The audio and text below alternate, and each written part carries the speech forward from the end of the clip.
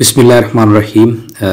आज का मेरा लेक्चर ग्लोबल वार्मिंग के ऊपर है और ये ग्लोबल वार्मिंग की एक डेफिनेशन कह लें इसको, या एक हम कह सकते हैं कि इसको स्ट्रक्चर को मैं समझा रहा हूँ। बाकी उसके बाद जो डिटेल लेक्चर होंगे ना इसके ऊपर मैं वक्तन फ़क्तन अपलोड करता रहूँगा।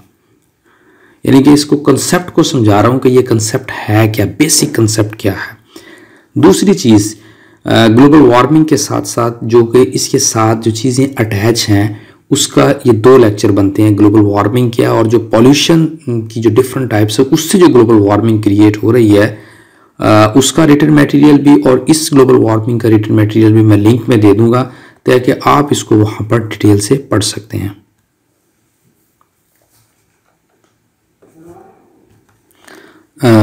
इसको अब ये पाकिस्तान अफेयर का टॉपिक भी बनता है, कंप्यूटर साइंस में भी, एवरीडे साइंस का भी है, करंट अफेयर का भी मसला है, ये इंटरनेशनल रिलेशन का भी मसला है। ये एक बड़ा डेवलप किस्म का टॉपिक है ग्लोबल वार्मिंग का। सो लेक्चर को मैंने बनाया है, ये मेरा नाम है और ये नई वेबसाइट है दोनों का, पॉल्यूशन का और इसका मैं रिटन मटेरियल का लिंक प्रोवाइड कर दूंगा। सो आप इसको ईजीली वहाँ पर डिटेल से स्टडी कर सकते हैं। ग्लोबल वार्मिंग को पढ़ने से पहले मैं ज़रा आपको दो चीज़ें समझा दूँ टर्म में, ताकि इसको समझना आसान हो जाएगा। पहले हम जरा ग्लोबल इशू समझते हैं। ग्लोबल इशू की डेफिनेशन क्या होती है? ग्लोबल और इशू से मुराद, ग्लोबल इशू से मुराद ऐसा मसला होता है जिसको, या ऐसा मसला जो पूरी दुनिया फेस कर रही हो, या जिसकी हीट पूरी दुनिया में फेस की जा रही हो, जिसको मेजॉरिटी ऑफ मुल्क जो है वो देख रहे हैं, उसको हम ग्लोबल इशू कहते हैं। जिस वक्त हम ग्लोबल वार्मिंग की बात करते हैं तो हम इसको कहते हैं कि ऐसी हीट या दुनिया का जो एवरेज टेम्परेचर होता है वो एक ख़ास लिमिट से बढ़ जाए तो उसको हम कहते हैं ग्लोबल वार्मिंग हो रही है। ठीक है जी। अब हम ज़रा, ये तो लफ्ज़ी मतलब था ना, अब हम ज़रा इसको समझते हैं कि ये साइंस के पॉइंट ऑफ व्यू से ये कैसे है। हम ये देखें ज़रा, ये जो हमारी, ये मैं ज़रा तस्वीर से समझा रहा हूँ, ये है अर्थ है।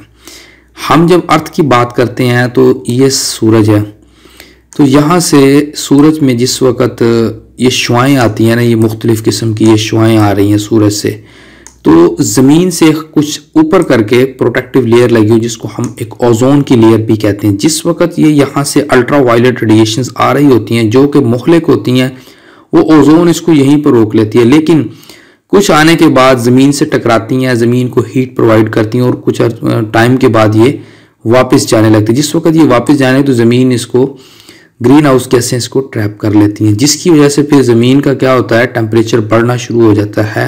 वो जो नेचुरल हमारा इन्वायरमेंट है ना, मुख्तलिफ गैसेस जिसमें ये हमारी ओजोन लेयर है, या फिर नाइट्रोजन है, या कार्बन डाइऑक्साइड की, या और भी जितनी किस्म की गैसेस हमारी जो नेचुरल इन्वायरमेंट के अंदर है, वो हमें एक प्रोटेक्टिव लेयर प्रोवाइड कर रहे होते हैं। जिस वक्त वो जो सूरज से रेडिएशन आ रही होती हैं वो ज़मीन के अंदर ट्रैप होना शुरू होती है, वापस नहीं जाती है ना जिस वक्त, और उससे फिर क्या होता है कि आपका एवरेज टेम्परेचर जो अर्थ का है वो इंक्रीज होना शुरू हो जाता है। जिस वक्त वो टेम्परेचर इंक्रीज होना शुरू होता है हम उसको कहते हैं कि दिस इज़ ग्लोबल वार्मिंग। सो ये ग्लोबल वार्मिंग की एक डेफिनेशन है जो कि हमारे यहाँ पढ़ाई जाती है और मोस्ट ऑफ द जगह ये एक्सेप्टेड भी है। दूसरी चीज़ ये है कि ग्लोबल वार्मिंग की वजूहात कौन कौन सी हैं। जो इन्वायरमेंटलिस्ट के स्टूडेंट हैं ना, वो इसको किस तरह डिफाइन करते हैं। वो कहते हैं सबसे पहली वजह तो इसकी ग्रीन हाउस गैसेस हैं। ग्रीन हाउस गैसेस में कौन कौन सी गैसेस आ जाती हैं, उसमें कार्बन डाइऑक्साइड है, मीथेन है, क्लोरोफ्लोरोकार्बन है। एक तो ये इफ़ेक्ट करती हैं हमारे ग्लोबल वार्मिंग को बढ़ाने में। दूसरी चीज़ यह है कि हम कमर्शियल लेवल पर और इंडस्ट्रियल लेवल पर, ट्रांसपोर्टेशन लेवल पर, डोमेस्टिक एक्टिविटीज़ में बहुत ज़्यादा फॉसिल फ्यूल्स का यूज़ कर रहे हैं, इंडस्ट्री में बहुत ज़्यादा यूज़ हो रहा है। ये जो चीज़ें हैं ना, ये हमारे इस टेम्परेचर को बढ़ा रही हैं। और उसके अलावा मैं आपको एक और चीज़ बताऊं, ये मैं एक दफ़ा एक आर्टिकल में पढ़ रहा था, ये जो हमारा कपड़े की इंडस्ट्री है जिसमें सबसे ज़्यादा फैशन इंडस्ट्री में जो रोज़ बरोज़ हमारे नए डिज़ाइन मलबूसात वगैरह जो भी यूज़ हो रहे होते हैं, उसके लिए जो धागा तैयार हो रहा था उसका जब वेस्ट होता है जिस वक्त उसको जलाया जाता है तो वो बहुत ज़्यादा जो है रोल प्ले करता है इसके अंदर, ग्लोबल वार्मिंग के अंदर। उसके अलावा डिफोरेस्टेशन हो रही है, लोग धड़ाधड़ दरख्त काट रहे हैं, उससे फिर क्या होता है, दरख्त का क्या काम होता है, ये जो ग्रीन हाउस गैसेस होती है ना, इसको ये ट्रैप करता है, इसको खाता है। हमें ऑक्सीजन प्रोवाइड करता है, खुद कार्बन डाइऑक्साइड लेता है, और carbon dioxide green house gas में आती है।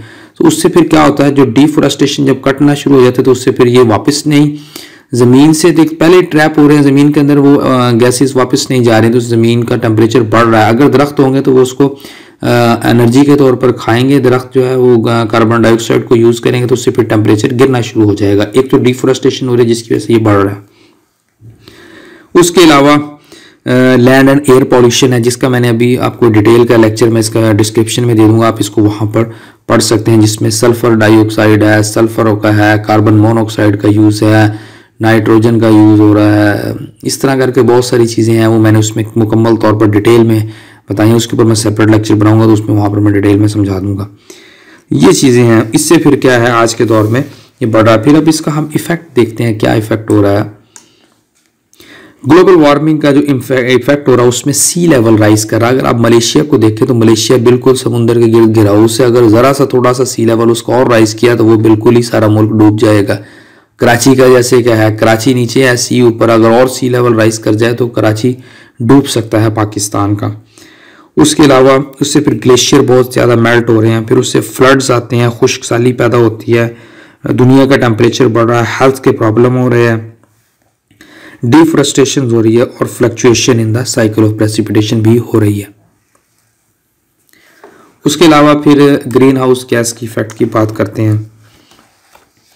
ग्रीन हाउस गैस क्या चीज़ है, कार्बन डाइऑक्साइड हो गया, वाटर वेपर्स हो गए, डस्ट पार्टिकल्स हैं, ये जो हीट सूरज से मैंने आपको बताया ये आ रही होती हैं और ये वापस इस वक्त नहीं जाती, ज़मीन इनको ट्रैप कर लेती है, हम इसको ग्रीन हाउस गैस इफेक्ट कहते हैं।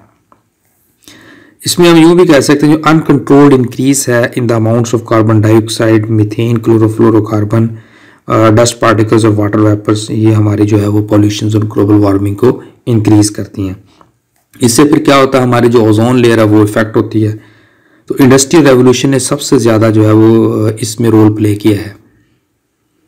और फॉसल बर्निंग फॉसल फ्यूल्स भी हैं। तो आज का लेक्चर जो है वो यहीं पर इख्तिताम पजीर होता है। लेक्चर को सुनने के लिए शुक्रिया, थैंक यू वेरी मच।